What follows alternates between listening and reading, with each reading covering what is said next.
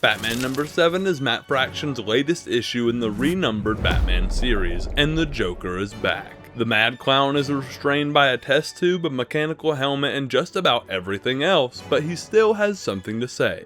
Something to tell Batman. And at times it feels like Matt Fraction's Batman has felt like setup issue after setup issue, but I think some of the setup is starting to pay off. And this issue balances payoff and setup really well. And we'll go through both, but first, I'm sure everyone is wondering, how did the Joker get like this? The short answer is we're not really sure. The breakdown answer, I guess that's why you're here, huh? Welcome to the Absolute Bat.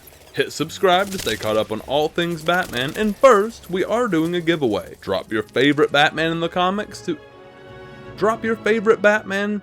book in the comments below, and you will get an entry into a giveaway where I'm giving away a Batman graphic novel. This is at 1,000 subscribers I'll be giving it away, so we still have just a little bit of work to do. Make sure to drop your comment, and you can enter in multiple videos in multiple comment sections, so be sure to go do that. So how did the Joker get like this? So the last two times we've seen him were in Hush 2 and DCKO, and he gets beaten pretty badly in both, so we could assume that one or both of these events lead to where we are now. But also, Hush 2 hasn't finished yet, and I don't know that it will because it's been on hold for so long. But anyways, we stand here today with Joker imprisoned more than he has ever been. And let's circle back to the setup and payoff. We'll start with all of the setup. I think almost every issue has led us here. And the first thing we'll highlight is Dr. Annika Zeller. Zeller made her comic book debut in Matt Fraction's Batman number 1. She's a doctor in what is now Arkham Towers, and among her patients are some of our all-time favorites. Although they all have her invention on, the Crown of Storms,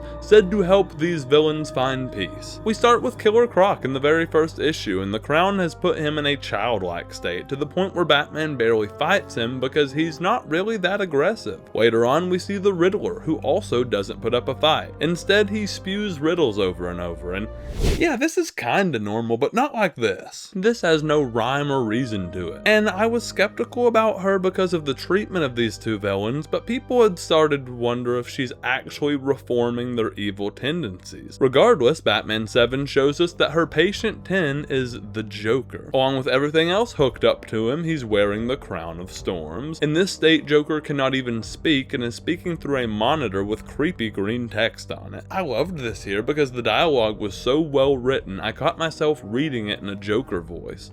Or maybe even a robotic Joker voice. And before we move on from Zeller, I want to just go back to issue 5 where she and Bruce Wayne went on that weird action-packed date. Bruce was probably just trying to learn about her, but it was a very forward approach, and Damian even slipped their identities to Zeller. She saw that Bruce was Robin's father and doesn't directly say that she thinks Bruce is Batman, but it doesn't look great. Little did we know that her appearances with Croc and Riddler were set up to eventually show us what the Crown does to Joker. So we get to our next setup piece. We've known a powerful force is lurking in the shadows that we are yet to see the power of. Anarchy warned us of a dangerous lurking power that sounds similar to what Joker is talking about in this issue. I think it's possible that since he's been out on the streets, he would know that Minotaur is the power that's after Batman. This could be the someone or something Joker has been hearing about. So now let's get to the setup of this issue. Joker has men in Arkham Towers working for him already, and they are able to reach out to Gordon and Bullock to let Batman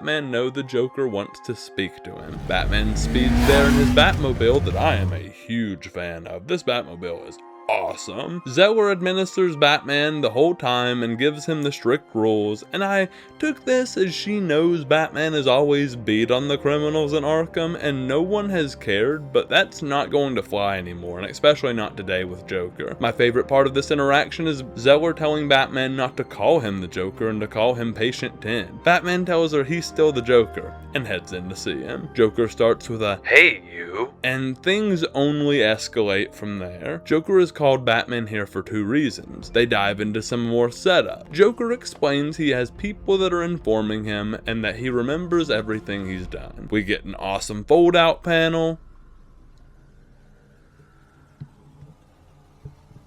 Hold on. The fold-out panel. Like I said, we get an awesome fold-out panel. And I just thought this was so cool.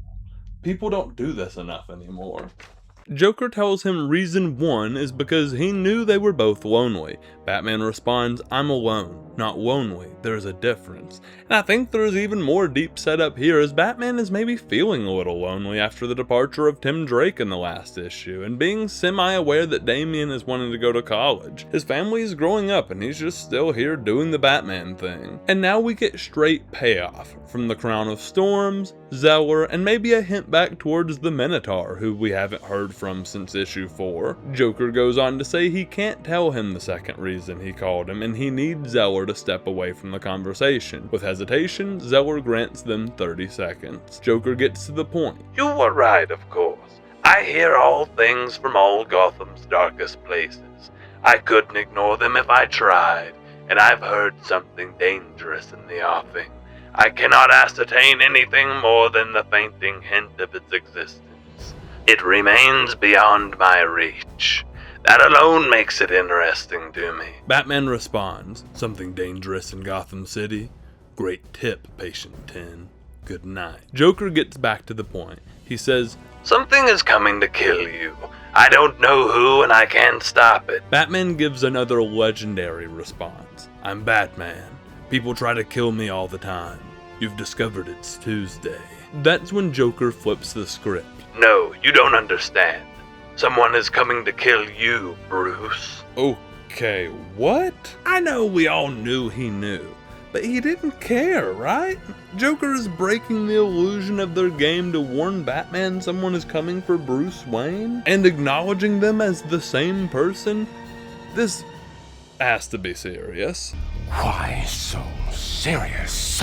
So let's step back to some more setup, shall we? This made me think back to the New 52 story by Scott Snyder, Death of the Family, where it was revealed that Joker may have followed Batman to the cave once in their early days after grabbing onto his Batboat and finding the Batcave. This was left open in the end, however, as Batman never found the Joker. He only had found a Joker card in the cave. He had always thought maybe Joker was able to stick the card on the boat to make him think he found him, although the end of the story implies that Joker probably does know, he just doesn't care at all. Batman even returns the card to Joker as Bruce Wayne at Arkham, and Joker has no care in the world. He doesn't even really acknowledge him. Now back to the payoff, my point being that he has always been in the game strictly for Batman and not Bruce Wayne. But this threat is so serious that he is worried whoever is coming for Bruce Wayne can actually pose a threat. And that's really all we get to see in this issue, but we now have a current idea of what plot threads are open right now, and we can look at some of the setup we have and look at what maybe some things are that are coming next. One of the bigger things we haven't looked at is that in the first few issues we saw that Commissioner Vandal Savage has turned the police force into a very anti-vigilante establishment, to say the least, even framing Batman by placing a batarang in the scene of a crime. But how do I know this will come back up in the next issue, you ask?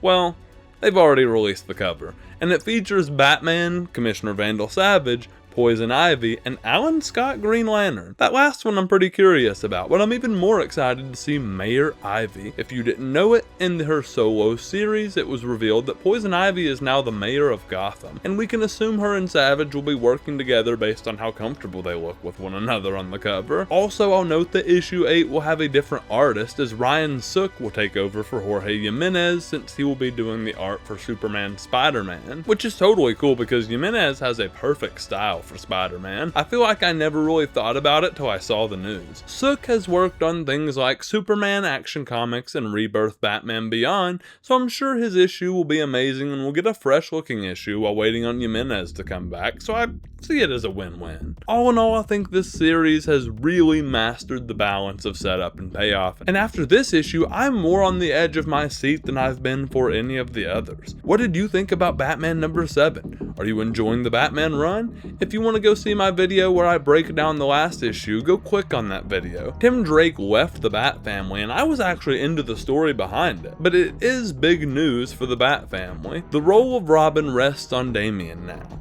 Thank you so much for watching, and don't forget to hit that subscribe button and comment your favorite Batman comic to get in that giveaway. I'll see you in the next one.